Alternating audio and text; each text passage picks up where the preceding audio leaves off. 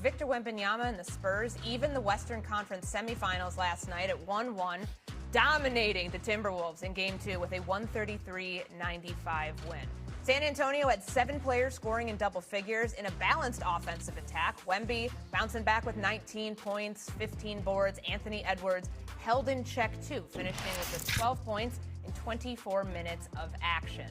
The Spurs have the 5th largest win in Game 2 after losing Game 1 in NBA postseason history. They joined the Minneapolis Lakers, Supersonics, Thunder, and Clippers. Whew. You calm down now? Like your heart rate go down a little bit? You good? Party You with good? the broom. All right. Or, we're good. Feeling good. Okay. So, Perk, as this series shifts to Minnesota, it's tied 1-1 now. Which of these two teams can least afford to lose Game 3? Oh, it's the Spurs. It's the Spurs. You're going into a hostile environment, right? You're down. You're trying to get back home court advantage. You're going against a team with a lot of experience, a team that's going to be pissed off, a team that has established a home court in an arena that's hard to play in. You want to come in and you want to set the tone early if you're the San Antonio Spurs. And it's coming down to you want to get that win Game 3 because you don't want to continue to let this go on where it feels like the Minnesota Timberwolves have some type of control or confidence. If you could go into Game 3 and snatch their souls like you did in Game 2, then all of a sudden we having a different conversation. But if you go into Game 3 and Minnesota returns the favor, and all of a sudden we see the noise talking and all of a sudden the energy in the arena, we see guys, because it's already going to be physical. They started chirping last night. And so if you're the Spurs, you want to come in and try to at least mimic the same level of play. I'm not saying it's going to be a blowout, but if you could come in Game 3 and punch them in the mouth and get that dub, oh, man, it benefits you. Well, I would tell you this. That's fine, and that's a clear advantage for San Antonio, which would be true. But in terms of answering the question directly about which team can least afford, I didn't say you didn't answer it. Let me finish. I said in terms of which team can least afford to lose Game 3, I would say it's Minnesota.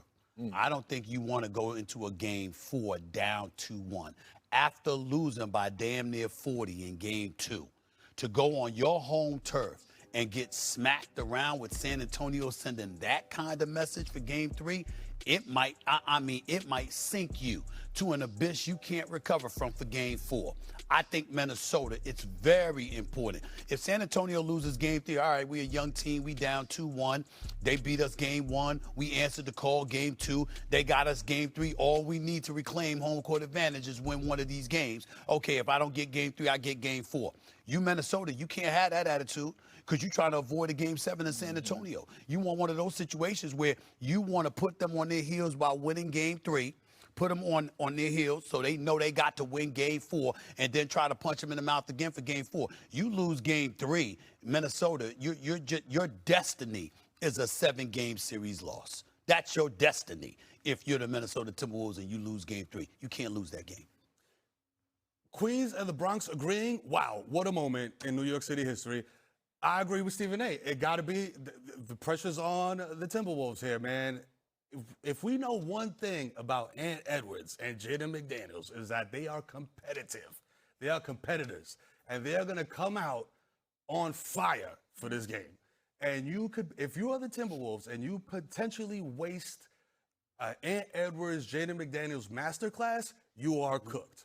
That is it. Game over. I love Julius Randle. That's my guy.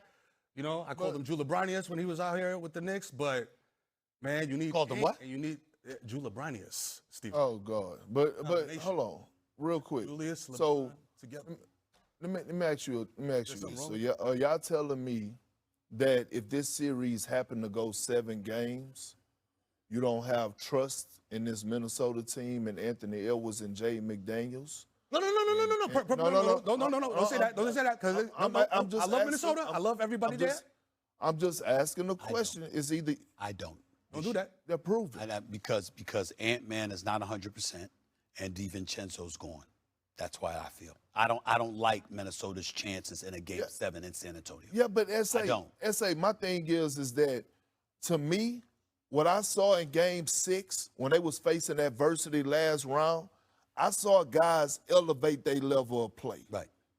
Against a team you said doesn't play any defense. I didn't say it. Jay McDaniel said it. But you echoed it. I did. All right, then. He said it first. Okay. But I'm saying he still took down arguably because one could argue that, hey, Jokic is still one of the best players in the world. That's what we've been saying over the last 2 years. I'm just saying. So what I'm saying is, I have enough trust in this group from what history tells us that they willing to face and overcome anything because guys will step up. Let me be very, very clear on national TV what I'm saying. Okay. For Minnesota to win this series, they need to do it in 6. I don't believe I think Wemby and who he has proven to be and how he just answers moments. He does. I think that him in a game 7 defensively would be so nightmarish for the Minnesota Timberwolves that it will propel the San Antonio Spurs to victory. Minnesota, in order to win this series, in my opinion, must avoid a game 7 back in San Antonio. You cannot do that if you lose game 3 in Minnesota. You just can't do it. All I'm saying is a lot more pressure on them jump shots from the others in the game 7. Take it from a guy that played in a lot of them. That's fair. They go to game 7. Wemby has 20 blocks. You heard it here first. Good Lord. Oh, by the game way, 3, Courtney, Friday night up in Minneapolis. Miro is, I want to go to commercial break because now that Perk has reminded me, the hoodie, the gold chain, the hat, it is distracting me. I don't like it. You understand what I'm saying? Next week, my brother, modify that wardrobe. I got you. And Mello and D-Wade, y'all do it too. Listen, I'm going to come in like I'm going to Hogwarts. Got to leave this here. The NBA Conference Semis continue Saturday night on ABC. It's Game 3, and the Thunder take on the Lakers with tip-off at 8:30 Eastern. Coverage begins with NBA tip-off at 8. Catch it on ABC, and as always, the game is also available on the app. Come on now. That's cool. The Premier Lacrosse League opens the season this weekend as the Redwoods and the Archers are on Friday at 8 p.m. Eastern. And then the defending champions, New York Atlas, look to defend their title against the Carolina Chaos. On Saturday, it's the Water Dogs heading to Maryland to face the Whipsnakes. And to cap off the weekend, the Outlaws and the Archers play 7 Eastern on ESPN2. Pleased to be joined by the president and co-founder of the Premier Lacrosse League, Paul Rabel. You founded this league in 2019. Your record still stands, 657 total points. You're at risk of losing that record this season. Maryland Whipsnakes' taxman, future Hall of Famer Rob Pennell, closing in on that. How does that sit with you? Well, you know, it took me 14 years to get that record. As you guys know, when we launched the PLL in 2019, I had 3 seasons to build on that point record, but ultimately surpassed John Grant Jr. I got to play with Rob Pennell in New York and with Team USA. I mean, that guy puts up points on the scoreboard. So does it feel, you know, as a player, am I